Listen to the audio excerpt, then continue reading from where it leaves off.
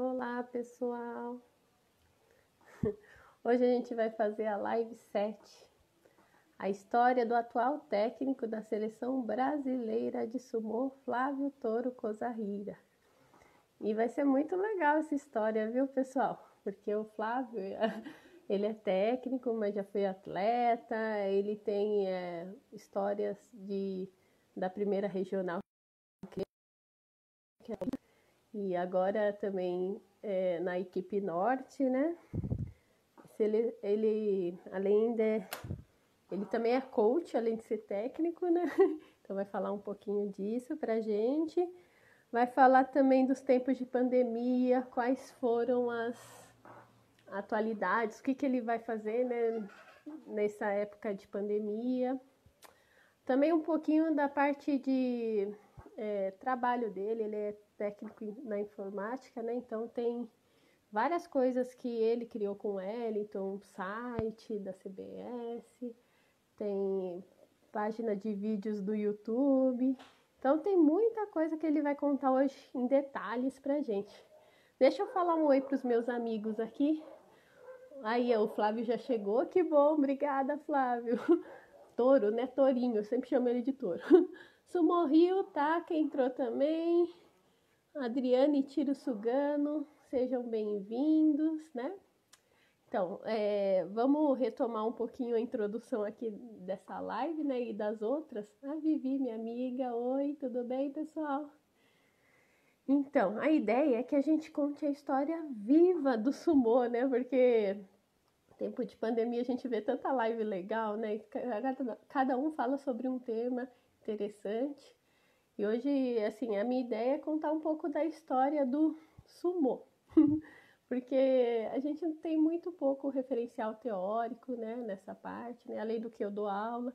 Então, para saber o que aconteceu, né, às vezes a gente conta a história, né, mas a gente tem que saber a história direitinho para passar para os alunos, né. Então, a gente criou até um YouTube, né, que é Sumô Suzano. Então tudo que eu tô gravando tá já lá. Também tem algumas aulas online e agora até colocaram no site da CBS, muito legal, obrigada, viu, pessoal? Então vamos lá.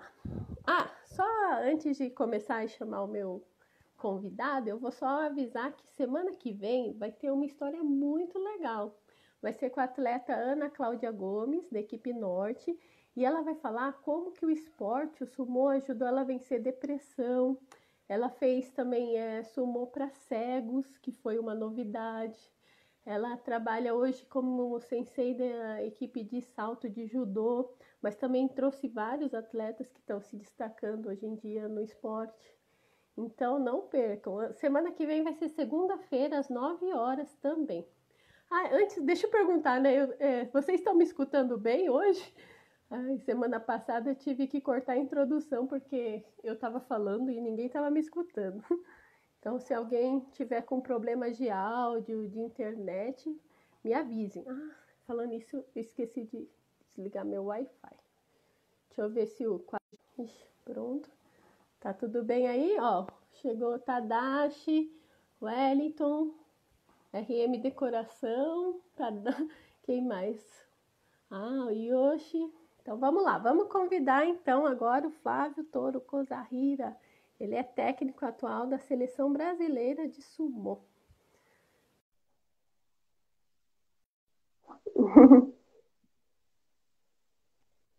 Oi, Toro, como você tá? Tudo bom, Lu? Como você tá? Tudo Tudo bem? bem? Joia. Obrigada por participar com a gente das lives, da história. E tem Imagina, eu que agradeço o convite. muita coisa para te perguntar, viu? Peraí, tá entrando os nossos amigos aí do sumô. Deixa eu até deixar mais um pezinho aqui. É só um minutinho. Então, Toro, vamos começar então?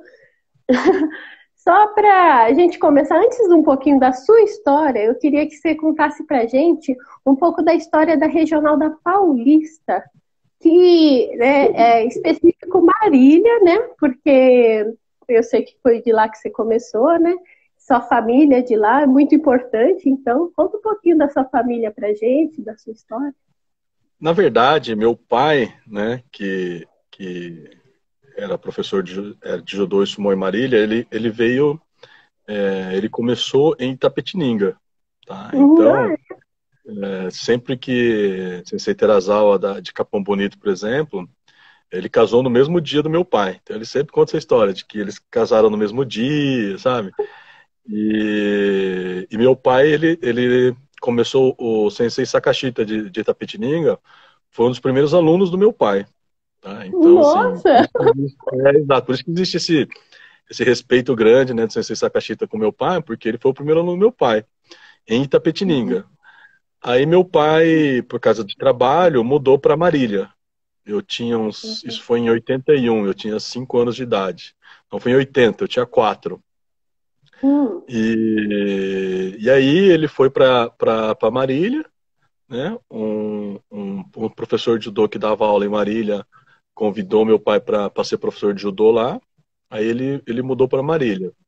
Ele teve hum, lavoura no começo, né? Na época a gente morava em Itapetininga. E quando foi para Marília, ele tocava lavoura e judô. Aí depois de um tempo ele ficou só no judô. Então, assim, ele foi responsável pelo crescimento do judô e do sumô em Marília, mas ele começou na Sudoeste, em Itapetininga. nossa, você acredita que ontem o É, Taka comentou e isso? Eu falei, aí, nossa, eu não sabia dessa história. então, Ele por isso era que um a relação da família do Sensei Sakashita com meu pai é bastante forte, assim, né? Então, a, a Sabrina, a Cris já lutaram jogos regionais por um bom tempo por Marília, na época que a Cris fazia faculdade lá. Então, assim, é um relacionamento bem antigo hum, e a gente tem bastante carinho pelo Sensei Sakashita, Sensei Terazawa, assim, por essa história, tá? Então, assim, meu pai, ele começou o judô em, em Tapetininga e depois foi para Marília, tá? E aí, em Marília, ele foi para substituir um sensei que já era bastante famoso na região, né? Sensei Kobari, na época, que ele queria que o judô crescesse lá. E o judô já era grande, mas ele queria que evoluísse mais. E ele já hum, estava com idade para aposentar do judô e ele convidou meu pai para treinar lá. E como meu pai dava aula de judô, era óbvio que eu e meus irmãos a gente acabava fazendo também, né? Então eu comecei com 4 anos já a treinar. Uma história parecida com do Wakazuma, né? Que você entrevistou há 2 semanas atrás, o Yoshinobu Kuroda, que também, né, o pai era professor e ele acabou treinando por causa disso. Então eu também inclusive eu conheço o Yoshinobu desde que eu me entendo. O primeiro campeonato de sumo que eu fui, ele já estava lá também, entendeu? A gente é da mesma idade, né? Então a gente sempre teve uma rivalidade aí. ele tá na live. Eu gostava, ele tinha todo um estilo peculiar quando ele era novinho, assim, mal encarado, mas era super legal. Eu conheço ele desde o do primeiro campeonato. E aí meu pai começou, eu comecei o sumô lá, porque meu pai era o professor de sumô e judô de Marília. Uhum, Naquela época tinha a região da Paulista, que era Marília, Pompeia, Tupã, essas 3 cidades principalmente, né, e algumas cidades pequenas ali, formavam a região da Alta Paulista. Tá? Então, tem a família Sasaki, o Hayashi, né, o Yuji Hayashi, Takakura, Higashijima, teve um pessoal. E em Marília, uma família forte, né, que na live passada a Sensei Kimoto falou, da família Nakamura também, que era uma família uhum. super forte lá na cidade de Marília. Eu lembro, assim, que de Nakamura tinha uns 20 treinando, sabe, assim. E é parente dele, ele falou. E é parente dele, e era uma família forte de judô e sumô, então é uma família que, naquela época, né, todos os japoneses obrigavam os filhos a treinar, então tinha os pais e os filhos todos treinando, então era uma família bem presente. Uhum. Então, assim, eu comecei nessa época, a gente tinha uma equipe bem forte na época, eu lembro que, quando eu era pequeno, para formar a equipe, eram 30 pessoas fazendo seletiva, sabe, assim, Nossa. era um tempo bem É. diferente.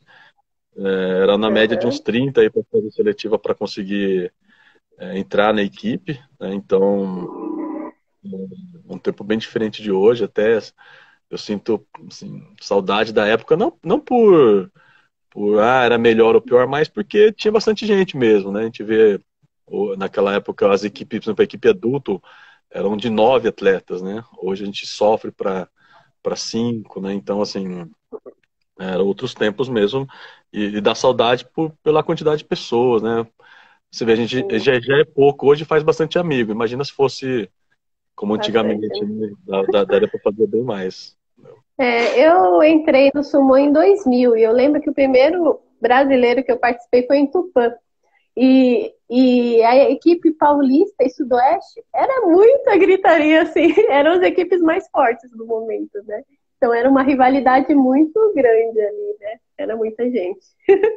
E era E, legal, que a gente tinha rivalidade, e pro meu pai, porque esse meu pai meio que começou o judô e o sumô na Sudoeste, né? Então ele também tinha ele via Sensei Sakashita do outro lado, Sensei Terazawa, pô, eram alunos dele, sabe? Então, eu lembro muito que ele falava que ele ficava feliz pelo esporte ter crescido lá, né? Nas mãos desses senseis, ele ficava super feliz, ficava pelo crescimento dessas pessoas, né? E, e foi um campeonato bem legal, né? Tem uma foto famosa até, porque um lutador de MMA famoso hoje do Pará, né? Que o Pará participava nessa época, o Lyoto Machida, ele fez sumô, ele participou desse campeonato, né? Então, verdade, uma foto bem histórica. famosa no sentido de ele divulga isso, né? Ele divulga, ó, eu fiz sumô, me ajudou. Então, vira e mexe, tem alguém do MMA chamando, ó, você não quer ensinar algumas técnicas de sumô pra gente? Porque o Lyoto fez, ele falou Da base, que né? ajudou ele por causa da base, né? Ele falou, me ajudou a não ser raspado com facilidade, esse tipo de coisa. Então, foi um campeonato bem legal mesmo. Foi muito legal, né? E você ganhou do Lyoto Machida ou não? Como foi? Tira essa Eu dúvida lutei, pra gente. eu lutei com ele na equipe, Ah, acho que eu ganhei dele na equipe e perdi no individual. ah, é? Ah, tá, não, Na legal. parte mais importante eu perdi. Não tem problema. Foi muito legal. E ficou marcada essa foto. Ela sempre roda, volta e ele fala mesmo. E foi muito bom, né, pro esporte. E assim, como foi a sua vida de atleta na sua infância, juventude, adulto, né? Como que você já foi campeão brasileiro, sul-americano, mundial? O que que aconteceu Eu, na sua vida de atleta? eu tinha não diria um azar, mas meu irmão é 1 ano mais Hum. velho que eu, e ele foi dezenas de vezes campeão brasileiro. Foi mais de 10 vezes campeão brasileiro. E eu Sério? sempre. Hum, Ele era muito forte. E eu hum, sempre. As categorias são de 3 anos, então sempre 2 anos eu perdia para ele. Então, se você uhum. olhar o histórico, tem várias vezes que eu fiquei segundo e terceiro porque eu perdia para ele, né? Então, assim, eu fui campeão brasileiro algumas vezes, eu fui campeão. Acho que o primeiro campeonato de Pirapó, eu fui campeão. Eu lembro que eu fiz a final com o Ikemori, né, com o Ah, Fafá. é? Né, Ah, que faz legal. muito tempo, faz muito tempo. Foi a primeira vez que eu fui para Pirapó lá, o campeonato super tradicional, um dos campeonatos mais legais aqui Sul-americano. da América do Sul. Acontece de Naquela época 5 em 5 anos. eles deram um troféu que eu tenho guardado até hoje, de 1,20 m de altura, sabe assim, Nossa, nossa, eu nem acreditei. E eles davam um aparelho de som, eu ganhei um aparelho de som lá, assim, naquela época de nossa. cassete, assim, tocava rádio, tocava disco, fita cassete. Então era um campeonato que todo mundo gostava de ir, porque os prêmios eram muito bons, né? Além da comida, que é excelente. É verdade, a comida é sempre boa. Esse ano ia ter, uma pena, pela pandemia foi cancelado o Pirapó. Mas é muito É uma bom. pena mesmo. Então vamos lá. E daí então, mas você chegou a medalhar em mundial, não foi? Eu medalhei o Mundial em 97, eu fiquei em terceiro na categoria absoluto. Eu perdi do atleta do Uhum. Egito. Era uma época bem diferente, assim, o sumô, o leste europeu não era tão forte ainda, então, né, Hum. digo, a Rússia sempre foi forte, mas os outros países, né, Polônia, Estônia, que a gente vê hoje não era tão forte, mas tinha já a Mongólia, que era muito forte, a Rússia era forte, o Japão, nem se fala, a época, quase todo mundo que ganhava o Mundial virava profissional, e a maioria teve sucesso no profissional. Então eu fiquei em terceiro, tenho uma medalha de terceiro na categoria absoluto. Eu lembro até hoje desse campeonato, que foi assim, foi uma equipe de 3 atletas da Paulista, e se eu não me engano mais o René, que, né, o saudoso René do Rio Grande do Sul. E aí o René foi disputar terceiro, aí veio Yoshinobu, Gil, veio todo mundo apoiar assim, e foi, puta, foi legal, aí ele perdeu. Aí o Takakura, né, no leve, foi lutar, ele foi ganhando tudo pra final, todo mundo torcendo. Aí quando foi o Yuji, né, ele era muito forte, o Yuji Hayashi, também todo mundo torcendo. Aí quando eu fui lutar no absoluto, foi todo mundo embora. Aí eu falei, gente, eu vou lutar também, né? Aí o pessoal falou, ah, não, é absoluto, né? Aí eu falei, poxa, sabe assim? Aí eu falei, ah, não, agora eles vão ver, sabe assim? Eu lembro disso, eu falei, ah, não, eles não vão aqui. Porque o absoluto, né, naquela época, era a categoria mais difícil longe, assim. Porque, na época, pro japonês, principalmente, e pro pessoal da Mongólia, o que importava era o absoluto, né? E eu falei, pô... Aí eu falei, vamos lutar. E eu fiquei em terceira, aí quando eu fui disputar a terceira, aí veio todo mundo. Não, agora você vai fazer isso, você vai fazer... Eu falei, agora eu não quero nem saber também. Verdade. Eu cheguei até aqui sozinho, agora eu fui sozinho. E assim, quando a gente vê o Mundial hoje em dia, os homens são gigantes. Naquela época também eram assim, no absoluto. E você era Então, magrinho, né? Eu era o menor, né? Eu lembro que na equipe eu tinha lutado com o Iabro, tinha 320 quilos, 2,10 metros. Você lutou com ele? Nossa, esse cara é histórico também no sumo. Ele era muito forte, era muito grande. Então É tinha, né? enorme. A equipe dos Estados Unidos inteiro tinha mais de 200 quilos. O mais pesado era o Iabro com 320. Então, assim... Mas o pessoal tinha menos técnica. Eu acho que hoje os atletas são mais técnicos, tá? Mas de tamanho, aquela época era incrível. Assim, eu olhava, né? Eu tinha 19 anos, se eu não me engano. Eu olhava pra cima, assim, eu olhava pra todo mundo. Era muito engraçado. Porque eles entrevistavam todos que iam pro absoluto. Eu fui o único que não fui entrevistado. Porque eu era pequeno, eu falei assim, não, isso aí não tem chance, nem vou perder tempo com ele. Eu fiquei revoltadíssimo com isso, que eu falei, poxa, não. Eu falei, não, vocês vão. Aí depois do campeonato que entrevistar, eu falei, não, agora também não vou dar entrevista pra ninguém. Sabe que você me lembrou uma história? Uma vez eu fui pro World Games, né? Lá na Colômbia, em Cali. Todo mundo querendo tirar foto com o Taka, com o Mário Frabetti, né? Que eles eram os grandes, né? Aí comigo ninguém queria tirar foto. Aí foi engraçado que eu cheguei na final, né? Aí todo mundo depois vindo lá, eu falei, vocês são muito safados. Eles pedindo pra eu bater a foto antes. Foi muito engraçado. Ele Lembrou muito. Tira uma foto aí da câmera pra você. Eu falei, me dá bacana. Você vê, gente pequena não é valorizado no sumo. Eu lembro que eu lutei uma primeira luta com um cara da Nova Zelândia, ele tinha 2 metros de altura, 190 quilos. Aí eu joguei, lutei com o cara de Taipei, que era profissional, era ex-profissional, era grande, joguei, e eu fui jogando todo mundo. Nossa. Aí o pessoal começou a querer dar dica, eu falei, não, agora vocês ficam de fora, que agora eu só sabia aplicar, né, porque era pequenininho, né. Bem parecido com você, né, que tem um golpe, um Watanabe muito bom. Então, bem parecido com essa história em Cali mesmo. É bem legal, né? Então vamos lá. Depois então dessa sua vida de atleta, né? E você foi para a equipe norte, né? Só para a gente fechar a equipe paulista.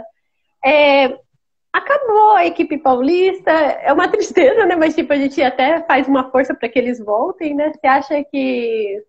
Quando foi que acabou? O motivo? Teve algum motivo? Ele acabou... eu tô super triste com essa história, viu? Eu nunca contei essa história pra ninguém. Mas ela acabou por causa do sumo feminino. Tá? Sério? Que pena.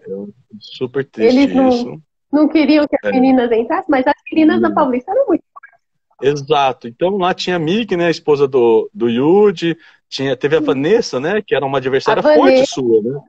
Entendeu? Ela foi 2 vezes no Mundial. Quando eu fui, ela foi. Exato. Ela era bem forte.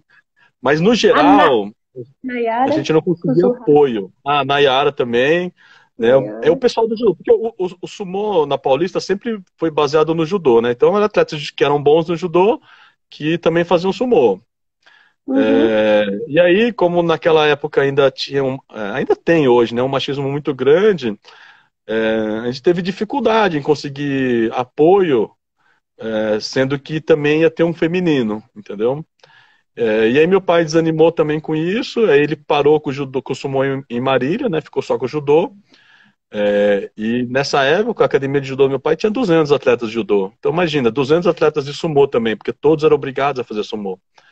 E aí, de Uhum. repente, acabou. Aí Tupã continuou por um tempo, né? Eu continuei, porque eu já morava em Campinas.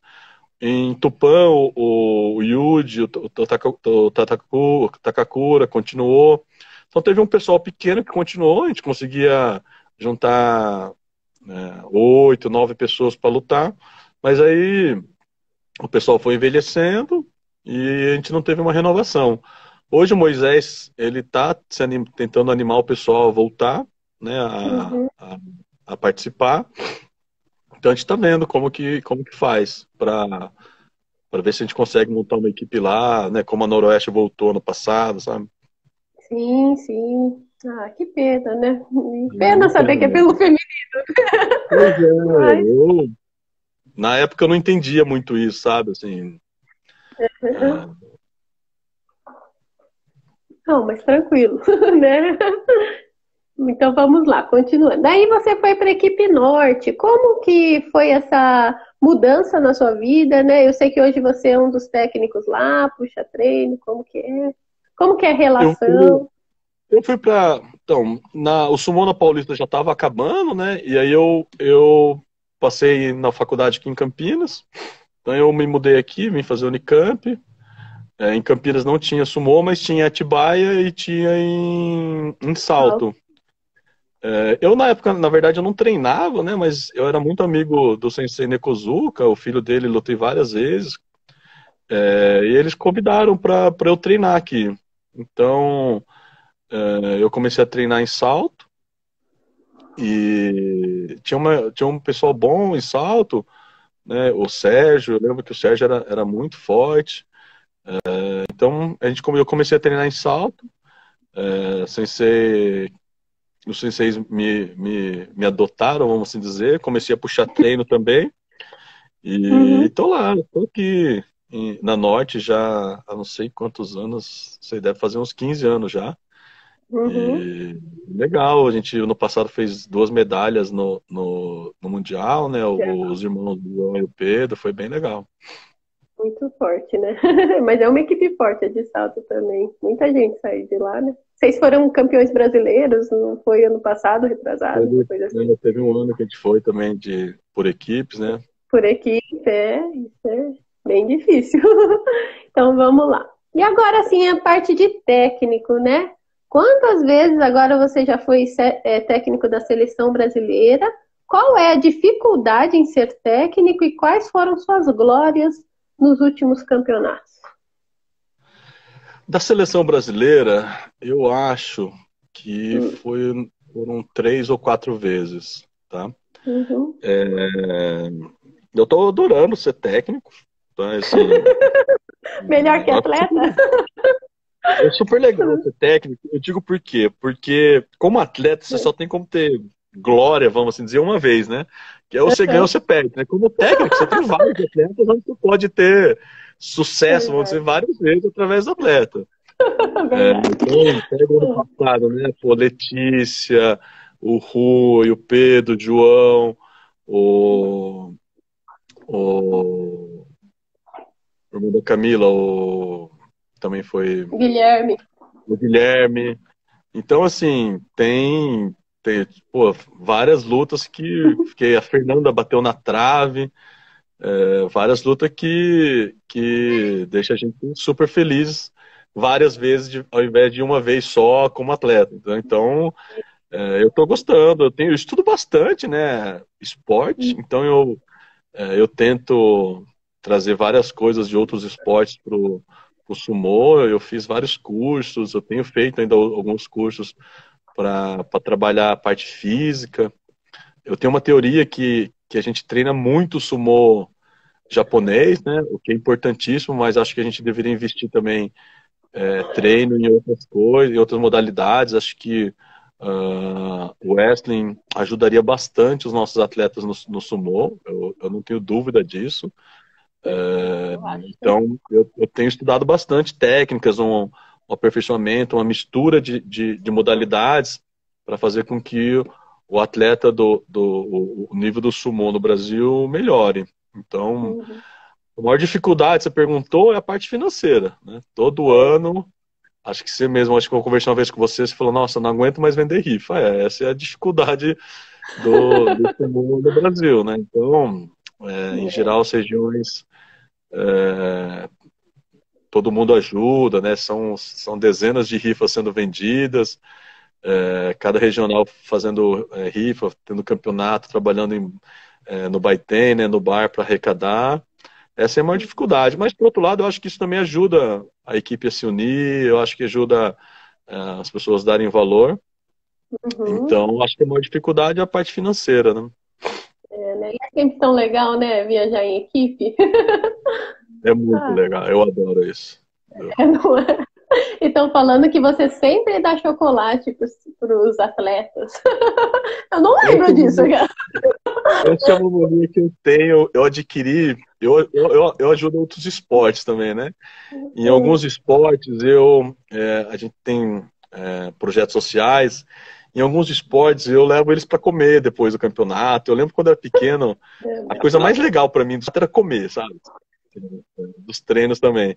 E aí eu tento fazer isso hoje. Eu acabo que eu sempre tenho um chocolate, alguma coisa assim.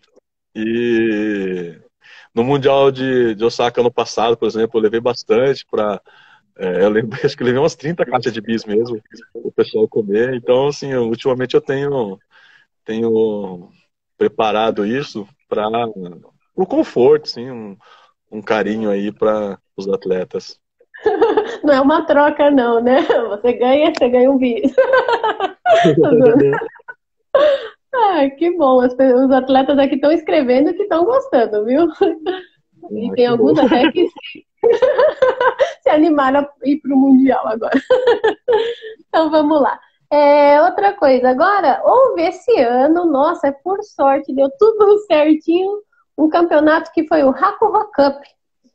Conte-nos para nós como foi essa experiência, né? E também, eu sei que você, quando mais jovem, né, criança, até foi, né, num desses treinamentos no Japão.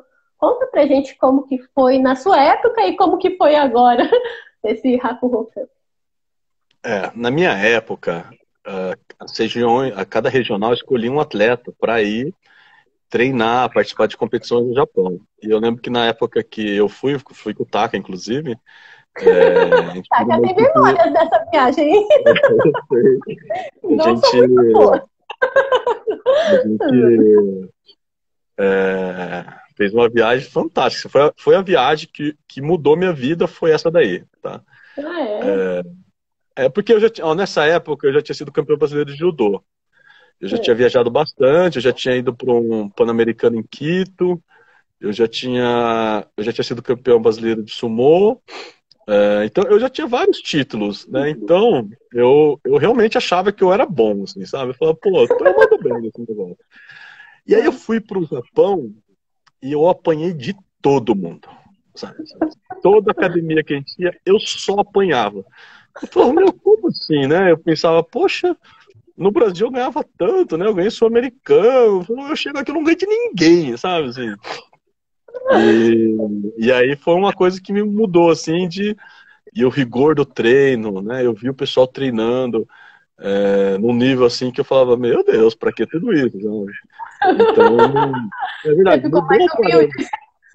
Eu não sou mais humilde, mas eu entendi, né, que eu tive uma visão mais global, assim, eu tive uma visão de que tudo que eu fazia, né, em Marília, né, porra, era rei de Marília, sabe? Jogava todo mundo, assim, ou mesmo, eu fui campeão brasileiro. E aí comecei a ter contato com pessoas de outros países, eu falei, nossa, tem gente que treina 10 vezes mais que eu, sabe? E aí eu entendi o que era o esforço que era necessário para conquistar algo maior, assim. Então, foi bom nesse sentido, assim, de eu mudar a minha cabeça de que se eu quisesse né, algo grande, sim, eu teria que me esforçar muitas vezes mais, entendeu? Sim. E como que foi? Ah, então isso daí mudou, e agora o Hakuho Cup, você achou que relembrou o que você viveu Então, quando? aí eu tive essa experiência, né? A gente foi em 92, para a primeira vez. Foi a primeira viagem internacional que eu fiz. Eu lembro que eu comprei um terno para viajar, porque nessa época eu tinha que viajar né, a gente acabou viajando de abrigo por causa da seleção, mas eu ganhei um terno, né? Eu lembro que um sensei falou: "Ó, você tem que ter um terno para você ir pro Japão". Eu falei: "Pô, terno, né?" Eu ganhei um terno para viajar, assim, sabe? E, e aí agora, né, esse ano, a gente foi convidado pelo Hakko, né, o Yokozuna mais vitorioso da história, a gente foi convidado para participar de um campeonato que ele promove todo ano e com todo, pô, e a coisa mais linda é com todas as despesas pagas. Então, a gente não ia ter que fazer rifa, não ia ter todo o sofrimento, né? Sim, Que todo campeonato a gente passa. Então foi legal. Eu tentei montar uma equipe o mais trazendo um atleta de cada regional para montar uma equipe boa. Eu acho que foi bom, porque as crianças tiveram oportunidades que dificilmente elas vão ter na vida, de lutar com pessoas de outros países, né? O meu filho lutou com o filho do Raco, e você vê assim, a, o treinamento que todos tiveram para participar do campeonato, né? Apesar de a todos terem perdido, achei assim que como experiência de vida assim, é um marco, né? Eu não sei o que o Eduardo falou quando ele voltou, mas assim, é uma experiência que muda vidas, né? Então achei que foi fantástico a experiência deles, não só o campeonato, mas também o passeio, né? Conhecemos o Japão, imagina, a sim, maioria nossa, nunca tinha saído de São Paulo, foi para o Japão, né? Então, passando por Addis Abeba, pela Coreia, e no Japão, Tóquio, principalmente, que eu conheço muito bem, a gente passeou muito lá. Então achei que foi foi muito legal. fantástico. Assim. E vocês viram até o Hakuho, o sumô profissional, o Kaisei, né? Foi muito legal. Nossa, eu fiquei com inveja da viagem. Foi muito legal. Acho que foi a Pelas viagem que fotos. eu tive contato com mais profissionais. Assim, eu já fui para o Japão em campeonatos, em trabalho, passeio. Acho que eu fui umas 15 vezes. Eu nunca tive contato com atletas profissionais como eu tive hoje. Né? Com o Kaisei, por ele ser brasileiro, é até mais fácil, mas como os outros, assim, foi a primeira vez que, que eu tive tanto contato. Foi assim, uma viagem É, fantástica. Assim. bem incrível, né? Tomara que tenha mudado a ideia, ou ampliado o mundo deles, né? E que eles gostem mais do sumô ainda por isso, né? Ó, Você perguntar se o quando... Dimas comeu muito. Ah, O Dimas, um menino, que eu falei pra ele que ele tem que tomar a Anitta, que é um vermífugo, porque eu nunca vi uma criança comer como ele. Era inacreditável, assim. Um moleque magro, mas comia de um nível inacreditável. Saudade dele. Um moleque muito bonzinho, muito bonzinho.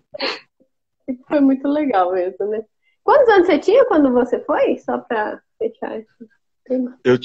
Quando eu fui, eu tinha 16 anos. 16. Ah, tá. E assim, né? Agora você vendo assim, quais as diferenças e dificuldades para os atletas brasileiros chegarem a medalhar nos mundiais, ao seu ver? O que falta para os atletas brasileiros? Além do treino, você falou, né? Eu acho que o grande problema do atleta brasileiro é que ele é um atleta de final de semana. Tá? É, Então, tá. Treina a gente pouco. já teve, você, por exemplo, né, a gente já teve essa conversa, que você pega uma atleta da sua categoria, por exemplo, a menina da Ucrânia e a da Rússia, elas treinam o ano inteiro, entendeu? Elas são profissionais, elas vivem disso. E os atletas daqui não, o que você faz? Eu treino de domingo, eu treino sábado e domingo, um mês antes do campeonato, eu treino 3 vezes por semana. Não dá assim para você querer ser campeão Treinando com, pouco, né? treinando pouco, sabe? Eu acho que a gente vai super bem pelo que a gente treina, mas eu acho que se você quiser mesmo chegar como favorito e poder ganhar, falta treino mesmo. Assim. Eu acho que tecnicamente a gente é bom, a gente tem bons técnicos. Tem o Shinobu, tem o Taki, o Kiyoshi, tem você, tem a Fê. Enfim, a gente tem vários, né? Tem o Nakaya, tem. Eu sou um bom treinador também de salto. Acho que a gente tem vários bons treinadores. O problema que falta é preparo, né? A gente teve uma conversa há um tempo que eu falei que se você tivesse fisicamente o mesmo nível delas de treinamento, você ganharia fácil delas, porque é, nas lutas que elas fazem com você, elas acabam, depois de um determinado tempo, a parte física acaba aparecendo, né? Então a gente tem essa falta de preparo físico mesmo. Todos os estudos, né, os cursos que eu tenho feito, eles mostram que o nosso preparo realmente é bem deficiente, perto do que atletas, por exemplo, da Mongólia, que tem o esporte deles, do Japão, os atletas russos, Polônia, Ucrânia, vários outros países europeus, eles treinam muito mais que a gente. Então, acho que se a gente quiser mesmo se tornar uma referência de falar, olha, esse time é forte, tem que tomar cuidado com eles, a gente tem que treinar mais. Tá? Então, acho que o que falta é treino. A maioria desses países, eles não treinam especificamente só sumô, né? Então, você pega a maioria dos atletas, você vê que a maioria, muitos aparecem em campeonatos mundiais de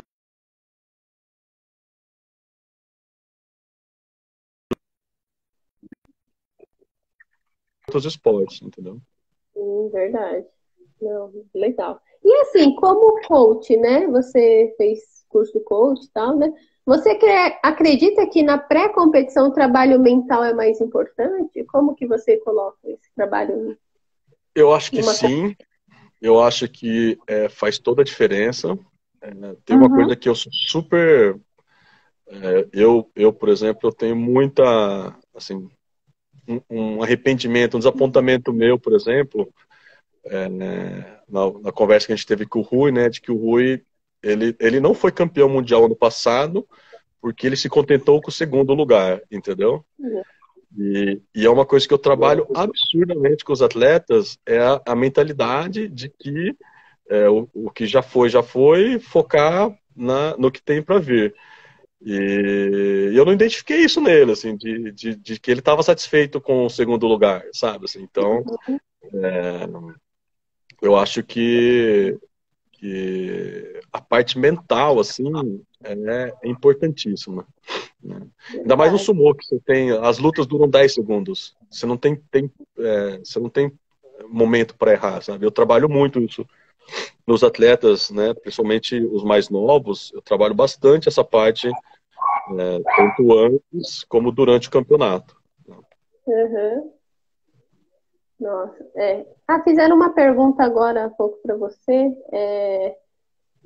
Se você acha que é mais físico ou técnico. É mais físico, né? Você falou dos atletas brasileiros. Porque tecnicamente a gente treina certo, né? De novo, a gente segue muito o padrão japonês, o que é bom, mas existe um diferente. Chegam no nível que conhecer outras técnicas ajuda a gente não ser surpreendido no campeonato. Mas os atletas que foram nos últimos campeonatos, o grande problema é físico. Tá? Então, sei lá, o Jack, por exemplo, eu lembro de uma luta do Jack que ele segurou uma posição que era confortável para ele. E mesmo assim, ele foi arrastado, sabe? Então você vê que fisicamente falta, assim. Tecnicamente ele entrou na posição que ele queria, mas aí faltou, teve uma diferença física ali. Então acho que falta mesmo a gente ter um preparo físico para conseguir, né? Certo. Então, tá. Vamos lá. Então, aqui, e agora, assim, em tempos de pandemia, né, como estão acontecendo os treinos online e qual é o objetivo, né? Que foi até uma ideia, não sei se foi sua, como que foi, como surgiu. Conta para as pessoas como que tá sendo esses treinos, A né? gente está tendo treino, a gente tá tendo treino 3 vezes por semana, né? A ideia não foi minha, quem me convidou, o primeiro treino foi o Sebastian da Argentina. E aí eu achei Uhum, legal, achei que o treino, eu tava bem com o treino online, mas no treino que ele chamou, teve 27 pessoas treinando. Eu achei super legal. Eu achei que as pessoas fizeram os exercícios direitinho, eu vi todo mundo cansado no final. E aí eu pensei, pô, a gente conseguiu juntar 27 na América do Sul treinando online. Se eu conseguir metade só no Brasil, vai ser super legal. E aí a gente começou com esses treinos. Então a gente está treinando toda terça, quinta, só a equipe do Brasil, e sábado a equipe, todos os atletas da América do Sul. Tem dado uma média de umas 20 pessoas no treino da América do Sul, e no treino do Brasil tem dado entre 10 e 20. Então, a gente tem ajustado algumas coisas técnicas, mas o objetivo maior é conseguir manter a parte física, né, não ficar parado. Hoje eu participei do treino de judô da equipe aqui de Campinas, eu tive que sair um pouco mais cedo, mas eu participei de um treino de judô. Acho que o objetivo é não ficar parado. Eu acho que se você juntar o isolamento, que já te atrapalha mentalmente, com o sedentarismo, ele é a mistura para você ter problemas. Então, eu acredito assim de ficar motivando as pessoas a se movimentarem, a treinarem, para ajudar a passar por esse momento de isolamento, entendeu? E até fortalece a união do sumô, né? E faz até um convite aí pro povo que está assistindo a live. Então, Se alguém se quiser. vocês quiserem entrar, depois a gente divulga o link aqui. A gente tem treino toda terça e quinta às 8 da noite e sábado às 6:30 da noite. Terça e quinta a gente faz o treino via Zoom, né? Então eu passo o link para vocês. Teve um professor de judô aqui de Campinas, né? O Cláudio, que também já participou de um treino. Ele é bem focado na parte de pernas e quadril. Para quem faz judô, por exemplo, ajuda bastante a ter uma base forte. Como o Lyoto Machida mesmo falou, né, ele ajudou bastante ele, o treino de sumô, a se defender das quedas no MMA. Então acho que só tem a vantagem. E acho que tudo que está voltado a movimentar, a exercitar o corpo é importante. Sim. E o que você acredita em como será o retorno pós-pandemia? Agora, né? Quando acabar. Esse ano, assim, eu tenho acompanhado bastante algumas estatísticas. Acho que esse ano não vai ter mais campeonato de sumô. O que, o que vai ser interessante se a gente conseguir voltar no começo do ano que vem. Eu tenho defendido que o campeonato mais importante do Brasil ser em julho é péssimo, porque o sumo é um esporte que a gente usa muito pouca roupa, né? A gente lutar em julho, o pico do inverno no Brasil, é péssimo, principalmente para as crianças, né? Que lutam no lado da manhã. Então, acho que assim, se a gente conseguir mudar o brasileiro para o mês de fevereiro ou março, vai ser excelente. Eu espero que até lá a gente consiga voltar e as regiões, as academias consigam voltar em janeiro a treinar. A minha expectativa é que a gente consiga voltar em janeiro. Eu duvido que a gente vá voltar antes disso, sumô. Porque falar, né, sumô não tem enquanto não puder ter contato total, não tem como você ter treino sumô, porque ele É total contato, né? ele só tem Será que contato, né? a Europa tá treinando, você tá vendo? Como? As fotos. O pessoal da Europa parece que já estão treinando. Então, eles estão treinando isoladamente lá, né? Vamos ver como, É. como vai ficar aqui. Sobrevivem, né? Vamos ver se eles sobrevivem. Tô brincando. Vamos lá, então. Outra coisa, você acredita que o sumô será um esporte olímpico? Eu acho que sim. Hum. Eu acho que Então, sim. Eu acho que não. Eu acho que foi uma pena ele não ter virado o esporte, pelo menos de apresentação na Olimpíada de Tóquio, né? verdade. Eu andei conversando com algumas pessoas, porque quando eu participo dos mundiais, eu converso com representantes de vários países. E vários países têm falado para mim que no passado o sumo não virou um esporte olímpico por alguns escândalos que aconteceram de propina, para atalhos do sumo virar um esporte olímpico. Mas que dessa vez eles têm trabalhado nesse sentido, e uma das coisas que parece interessante É um esporte que você pode, ele tem curta duração, então em 2 dias você pode executar o campeonato, né? Diferente de outras modalidades que levam vários dias. Você tem um perfil de atleta que ele é diferente dos outros esportes e que de uma certa maneira ele tornaria o esporte mais inclusivo. Então, pega você, por exemplo, um atleta de 65 quilos, é bem diferente você entra mais um perfil dos atletas de outros esportes, né? Que é mais magra, tem um corpo mais atlético, diferente, por exemplo, de um atleta do peso pesado que tem mais de 100 quilos, por exemplo, mas que também se movimenta. Você pega a Ana da Rússia, é uma flexibilidade, uma força, uma agilidade que você não vê em Verdade. outro atleta do tamanho dela, né? Então, para ela chegar nesse nível de agilidade, força e habilidade, e flexibilidade, ela treina um absurdo, né? Então, você vê atletas profissionais do sumô, onde absolutamente todos os atletas profissionais do sumô fazem, tem abertura, né, espacato total, tem índices de colesterol, pressão, comparado com outros atletas, com outras pessoas obesas, bem reduzido, bem dentro do normal. Ele é um esporte inclusivo, então existe uma chance grande, por esses motivos, ele ser incluído antes de outros esportes que já tem uma representatividade grande nas Olimpíadas, tá? Então, os dirigentes de outros países, eles acreditam muito nisso, por causa disso, tá?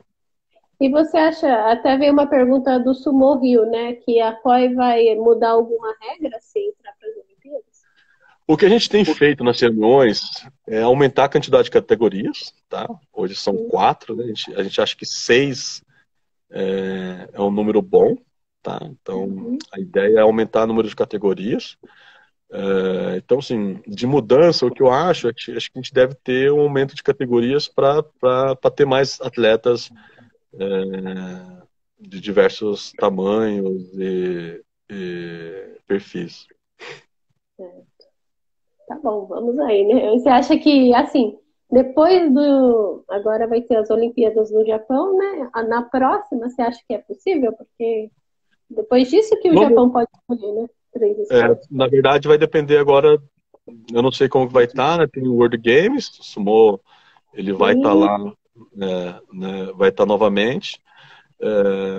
Eu tenho uma esperança grande, assim, de que depois do Japão a gente possa ver.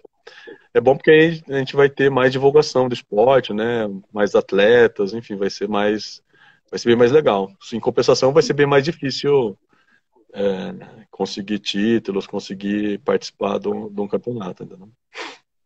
até o Rui perguntou agora do antidoping. Aí acho que ia ter que ter mais exames, né? É, eu, Nacionais. eu como a América do Sul ela tem pouca gente, eu represento também a América do Sul no Comitê de Antidoping. Então, eu recebo toda semana alguns documentos e relatórios da WADA. E sim, né? Se o Sumo ele já segue todas as regras e recomendações da WADA. Tanto é que a gente tem teste antidoping em todos os campeonatos mundiais. Tem, tem testes, todos os campeões mundiais são testados no antidoping. Tem testes surpresas, né? A Ju, que você entrevistou aqui, já participou de teste surpresa. O Thiago, né? O Savarella já participou de teste surpresa. Se ele virar olímpico, o campeonato sul-americano também vai ter que ser testado, tá? Uhum. Então, tem sim essa parte de doping que vai ser alterado. Mas por outro lado, a gente ganha recursos, né, para poder, recursos financeiros para poder aplicar esses exames. Então, vai ser realmente uma mudança muito grande.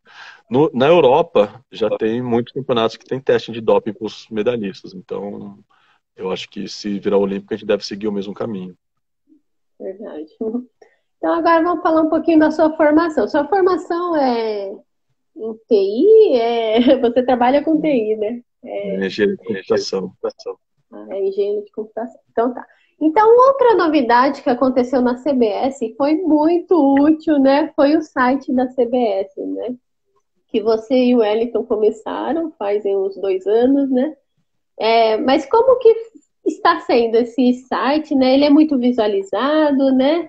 Você também foi um dos pioneiros a colocar vídeos dos campeonatos no YouTube, que é muito legal. Hoje em dia até o Mundial é transmitido ao vivo pelo YouTube, né? Ano passado, o Sensei do Japão ajudou muito a gente nessa parte de gravação, né? E colocar os vídeos dos campeonatos brasileiros, né? E assim, como que continua isso? O que você acha? É, começou isso para centralizar as informações, né? Então o objetivo era divulgar e centralizar as informações. Hoje, o objetivo que eu tinha no começo eram dois. Um era divulgar o esporte e fazer com que a gente tenha informações em um lugar só, de maneira que todo mundo pudesse ver as mesmas informações. O outro motivo era eu conseguir vender produtos relacionados ao sumo no site para ajudar a bancar as viagens, né, para campeonatos mundiais. Então, eu sempre tive esses dois objetivos, tá?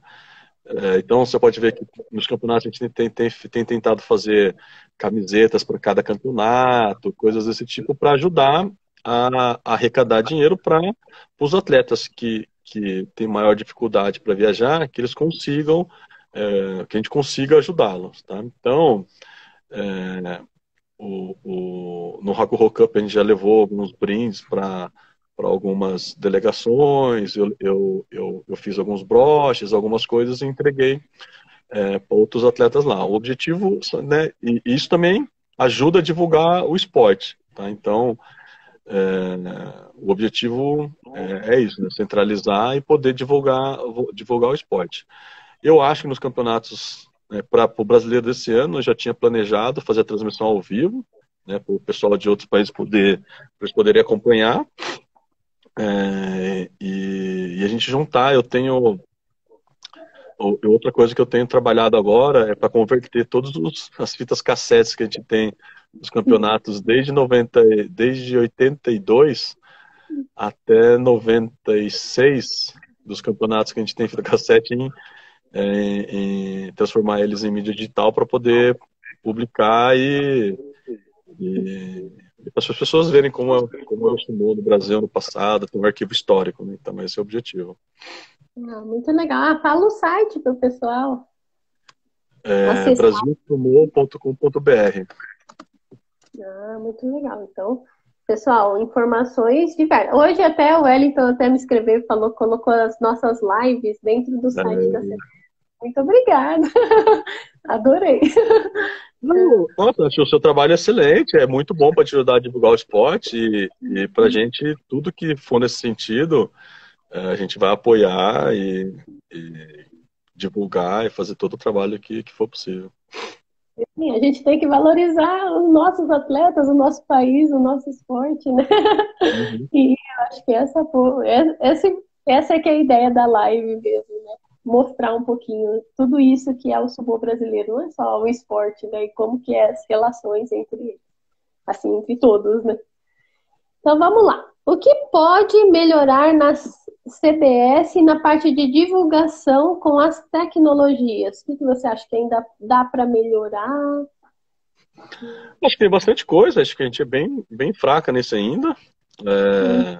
Eu acho que a gente tem que ter mais parcerias com TV, por exemplo. O Campeonato Brasileiro seria óbvio que não transmitir o Campeonato Brasileiro, mas ter matérias sobre o Campeonato Brasileiro, principalmente, e os sul-americanos, né, que a gente faz várias oportunidades já fez aqui no Brasil. Acho que esse é o objetivo.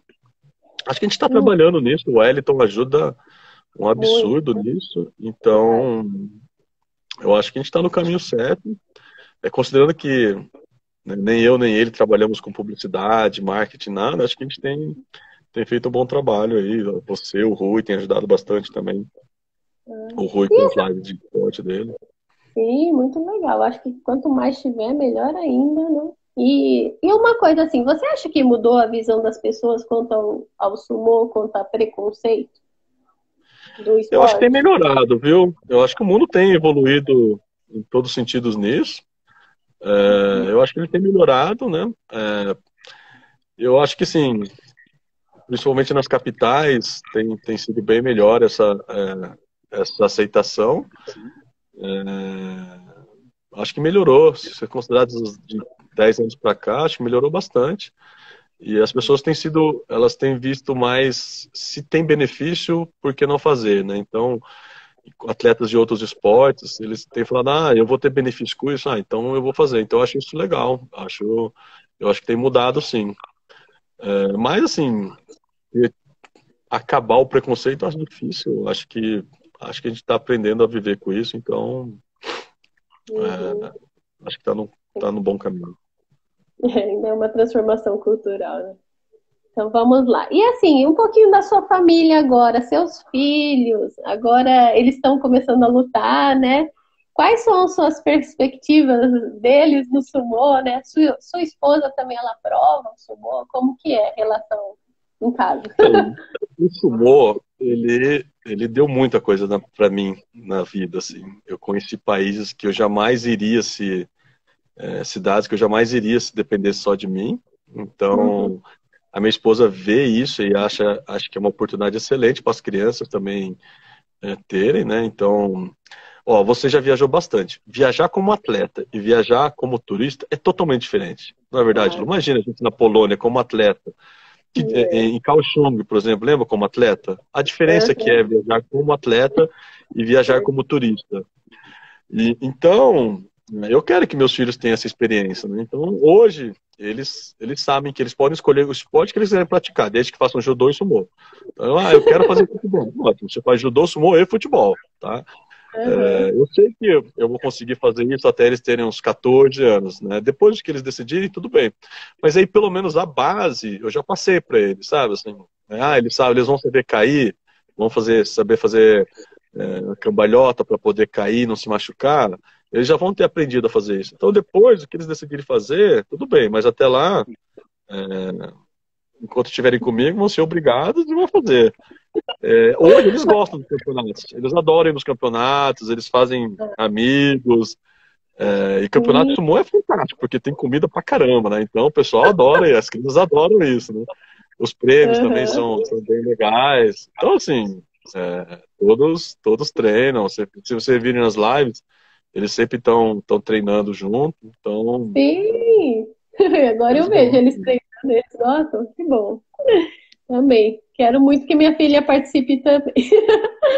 Então, assim, e agora sim, uma última pergunta. Pessoal, se alguém tiver mais alguma pergunta para o Touro, escreva, tá bom? Eu vou fazer a minha última aqui, depois a gente vai conversar, mas o que é o sumô para você? Finalizando, o que que é tudo isso que aconteceu na sua vida? O que que o sumô transformou na sua vida?